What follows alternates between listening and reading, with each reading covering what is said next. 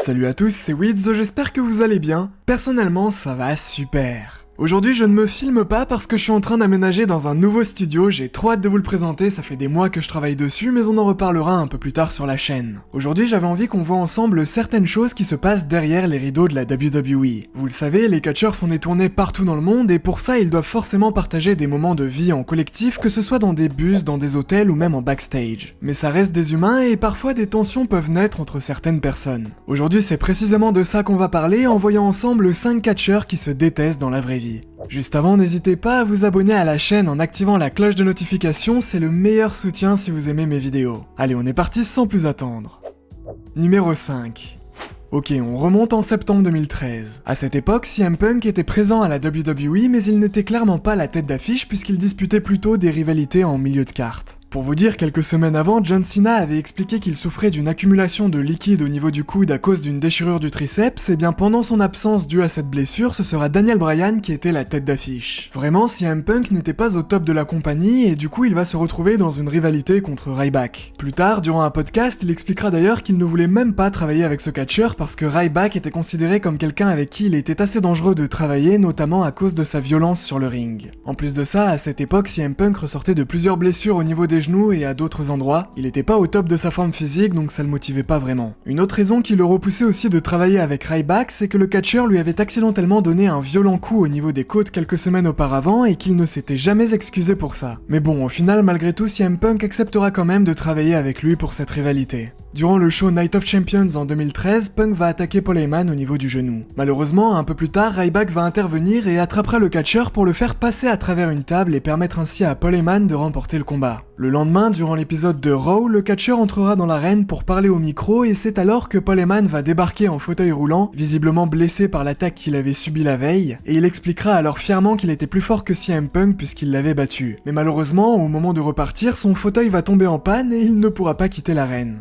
CM Punk va esquisser un grand sourire et se diriger en direction du pauvre bonhomme pour l'attaquer, mais c'était en réalité un piège car Ryback et Curtis Axel vont alors surgir pour s'en prendre au catcheur. On pourra ensuite voir Paul Heyman se lever fièrement du fauteuil et être en pleine forme physique. Ryback ne s'arrêtera pas là et amènera carrément CM Punk sur une malle pour le projeter sur une table plus bas. Comme vous pouvez le voir au ralenti, il va mal envoyer le catcheur et ce dernier retombera directement sur le sol en béton. Évidemment, ça va le détruire au niveau du dos. C'était certainement la goutte de trop et quelques années plus tard, durant un podcast, CM Punk reparlera de Ryback en le traitant de stupide mec dopé et en expliquant qu'il lui avait enlevé 20 ans d'espérance de vie à cause de son non-professionnalisme. Ryback répondra sur Twitter en disant qu'il apprenait au quotidien à être un meilleur catcheur et qu'il continuerait de toute façon sa carrière avant de supprimer ce post quelques heures plus tard. Vous l'imaginez donc, les deux catcheurs sont bien loin d'être amis.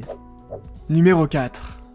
Un simple post sur Instagram peut suffire à créer des tensions. On est en novembre 2019 et la femme de Riddle à cette époque, Lisa, va publier un post dans lequel elle expliquera qu'elle incitait les catcheuses trop maigres ou trop grosses, selon ses termes, à faire plus de squats à la salle et plutôt se concentrer sur leur force physique que leur beauté. En illustration, elle postera notamment 2 images, l'une avec Becky Lynch et l'autre avec Charlotte, en sous-entendant que ces deux femmes n'avaient clairement pas un bon physique et étaient payées une tonne d'argent juste parce qu'elles étaient jolies. Vous l'imaginez, ce genre de propos ne vont pas passer inaperçus et ça va créer une petite polémique sur internet. Le problème, c'est que Riddle défendra sa femme Lisa, et ça ne va pas plaire à Seth Rollins qui est marié avec Becky Lynch. Récemment, dans une interview, il expliquera qu'il n'appréciait pas le catcheur et que même s'il le trouvait très talentueux sur le ring, il ne supportait pas son comportement non professionnel. Par là, Rollins voulait dire que le catcheur aurait mieux fait de se taire et de ne pas défendre les propos grossophobes et insultants de sa femme Lisa, mais il va aussi pointer d'autres problèmes de comportement qui l'ont agacé, comme par exemple le fait que Riddle prenait de haut les autres athlètes qui avaient un salaire inférieur au sien lorsqu'il était à NXT, ou encore le manque de respect qu'il avait eu sur Twitter envers des catcheurs anciens comme Goldberg ou Booker T. Les deux hommes parviendront malgré tout à réduire leurs différends pour pouvoir travailler ensemble sur le ring comme on l'a vu récemment, mais clairement ils n'iront pas boire un café ensemble.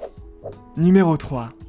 Au catch, les meilleures amitiés peuvent parfois donner les pires rivalités. Becky Lynch et Charlotte ont partagé de nombreuses années de carrière ensemble. Forcément, avec le temps, elles sont devenues meilleures amies, et pour situer un peu, à l'époque, Charlotte était au sommet de la division féminine, là où Becky, quant à elle, était un peu plus en bas de la carte. Mais en 2019, il va y avoir un gros changement. C'est le début de l'ascension fulgurante de Becky Lynch au sommet de la division féminine de la WWE avec sa gimmick The Man. Mais cette réussite auprès du public aura un impact négatif sur son amitié avec la fille du Nature Boy. Selon Becky, Charlotte n'aurait pas vraiment apprécié qu'elle devienne le nouveau phénomène car forcément ça lui a retiré un peu de lumière au passage. Cette jalousie aurait ensuite conduit à une fin d'amitié entre les deux catcheuses. Becky expliquera durant une interview qu'elle ne s'aimait clairement pas, mais que malgré les embrouilles, lorsqu'elles se retrouvaient ensemble sur le ring, elles faisaient toujours passer le business avant leurs émotions et pouvaient ainsi disputer des matchs sans trop de soucis. Mais en octobre 2021, durant un épisode de SmackDown, tout va prendre une tournure différente. Ce soir-là, les deux catcheuses devaient s'échanger leurs titres car Becky avait été draftée à Raw alors qu'elle était championne de SmackDown et inversement, Charlotte avait été draftée à SmackDown alors qu'elle était championne de Raw. Ce qui était prévu à la base était assez simple. Les deux femmes devaient se retrouver sur le ring, Becky devait piquer la ceinture à Charlotte pour se la péter un peu en faisant Becky to belt, Charlotte devait ensuite récupérer le titre et confronter Becky qui aurait dû par la suite quitter le ring et retourner en backstage. Mais ce soir-là, il y aura un peu plus de tension que d'habitude et Charlotte va prendre des libertés en empêchant à Becky d'attraper la ceinture pour la ridiculiser un peu devant le public, et elle la laissera même tomber au sol juste après. Tout le monde comprendra que quelque chose n'allait pas. Au final, les deux femmes vont s'échanger les titres, mais le segment était complètement raté. Durant un podcast avec Stone Cold, Becky expliquera qu'elle savait à l'avance que Charlotte n'allait pas lui donner le titre et qu'elle ne pouvait rien faire puisqu'elle avait averti les officiels mais ils avaient décidé de quand même faire le segment.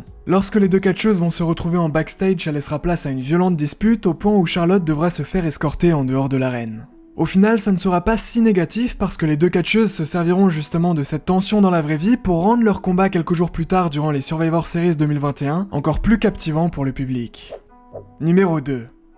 Juste avant, on a vu que de la jalousie pouvait détruire une amitié, mais parfois de simples accidents peuvent conduire à des disputes. On est durant un épisode de Raw le 12 novembre 2018, quelques jours avant les Survivor Series où la division féminine du show bleu devait affronter la division féminine du show rouge. Pour cette occasion, la division bleue, donc celle de SmackDown, décidera d'envahir le show rouge tout au long de la soirée. Cela conduira à un gros segment sur le ring avec toutes les catcheuses, mais à ce moment précis, Nia Jax va accidentellement frapper Becky en plein visage. On pourra ensuite voir la catcheuse en sang et plus tard on apprendra qu'elle souffrait d'une commotion cérébrale suite à ce coup et qu'elle ne pourrait pas combattre durant les Survivor Series. Ce manque de professionnalisme de Nia Jax ne va évidemment pas plaire à Becky et des tensions vont naître entre les deux catcheuses. Sur Twitter, elles échangeront avec un peu de légèreté. Nia Jax va dire « on n'est pas des facteurs, hein, ce genre d'accident arrive. Est-ce qu'une personne sur les réseaux va me demander comment va mon poing ?» Ce à quoi Becky va répondre « Tu m'as donné ton meilleur coup de poing, mais je me suis relevé et j'ai détruit toute ton équipe. Les médecins ne me laisseront pas combattre au Survivor Series, mais je me relèverai de ça aussi. Profite bien du seul coup de poing que tu réussiras jamais à me mettre, car même si j'ai du mal à m'en souvenir, je ne t'ai pas oublié, sale p***. »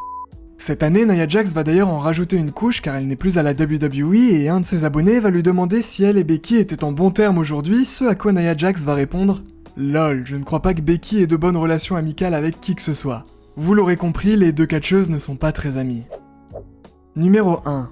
S'il y a bien une personne avec qui il ne faut pas être en mauvais termes à la WWE, c'est Roman Reigns. Le Big Dog est clairement le plus gros catcheur de la compagnie et forcément vous êtes perdant si vous commencez à avoir des embrouilles avec lui puisque si la fédération devait choisir entre vous et Roman Reigns, elle garderait certainement toujours Roman Reigns. Ça, Riddle n'en a pas grand chose à faire. Et durant une interview, il tiendra avec un peu d'humour ses propos. Sans manquer de respect à Roman Reigns, il a l'air d'être un mec plutôt cool, mais ce qu'il fait actuellement à la WWE en demandant d'être respecté par les fans, c'est comme ces gens qui disent qu'ils sont des parents trop cool. Vous savez quoi, si vous êtes des parents trop cool, vos enfants vous diront que vous êtes des parents trop cool, vous avez même pas besoin de leur demander. Là, c'est un peu pareil. Quand Roman Reigns demande aux gens du respect en gueulant « Acknowledge me », ou quand il t'explique que c'est lui qui a changé la donne à la WWE, je suis pas d'accord. Je voudrais lui dire « T'es juste pistonné grâce à tes liens familiaux avec The Rock, donc ta gueule en fait. Je veux dire, tu m'impressionnes pas en disant ça. Je sais que je peux clairement te démolir dans un vrai combat, donc ferme-la. Je suis le vrai gars, RK Bro contrôle la zone, c'est nous qui faisons bouger les choses et c'est tout. » Comme vous pouvez clairement l'imaginer, ces propos un peu farfelus entre l'humour et le sérieux ne vont absolument pas plaire à Roman Reigns et ça va créer des tensions entre les deux hommes. Plus tard, toujours durant une interview, Riddle reviendra sur ce conflit contre Roman Reigns et dira « S'il y a bien une chose que j'ai retenue, c'est qu'il ne faut pas demander à Randy Orton d'écrire une lettre d'excuse pour vous. » En gros, je lui avais expliqué que Roman Reigns n'avait pas apprécié un truc que j'avais dit sur lui. J'ai donc envoyé à Randy Orton une lettre d'excuse que j'avais rédigée pour Roman. Il l'a regardée et il m'a dit « Non, c'est pas bon, faudrait plutôt lui envoyer ça. » Donc il m'a envoyé lui-même une lettre d'excuse qu'il avait rédigée, mais elle était toute petite et ça pouvait se résumer par autant pour moi quoi. Ça me paraissait un peu léger, mais bon, je me suis dit qu'il connaissait mieux Roman Reigns que moi, donc je lui ai fait confiance, j'ai envoyé sa lettre, et on pourrait dire que Roman Reigns a plutôt refusé mes excuses, mais au moins ça m'aurait servi de leçon. Il faut jamais demander à Randy Orton d'écrire une lettre d'excuse à votre place. Autant vous dire que Roman Reigns a dû lui faire bouffer sa lettre d'excuse. Riddle va revenir un peu plus en détail sur ce qu'il pensait de la réaction de Roman Reigns par rapport à ce qu'il avait dit en expliquant « Celui dont on ne doit pas prononcer le nom là, le chef de tribu, je pense juste qu'il n'est pas encore prêt. En fait c'est un pan, je lui ai arraché quelques plumes et visiblement ça lui a pas plu. J'essaierai ça une prochaine fois quand il sera prêt. »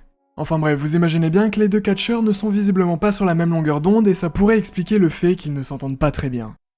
Et voilà, on arrive déjà à la fin de cette vidéo, n'hésitez pas à me dire si elle vous a plu en commentaire. Si jamais c'est le cas, n'oubliez pas de lâcher un petit pouce bleu, aussi n'hésitez pas à vous abonner à la chaîne en activant la cloche si c'est pas déjà fait. Quant à nous, on se revoit très bientôt pour de nouvelles aventures. C'était Weeds, bye tout le monde. Je veux être allongé au soleil, genre petite canette à la main. Weed, barrette, shit, la kick, mal et ça la bien. Kiss la taille à la main, faut que je finalise.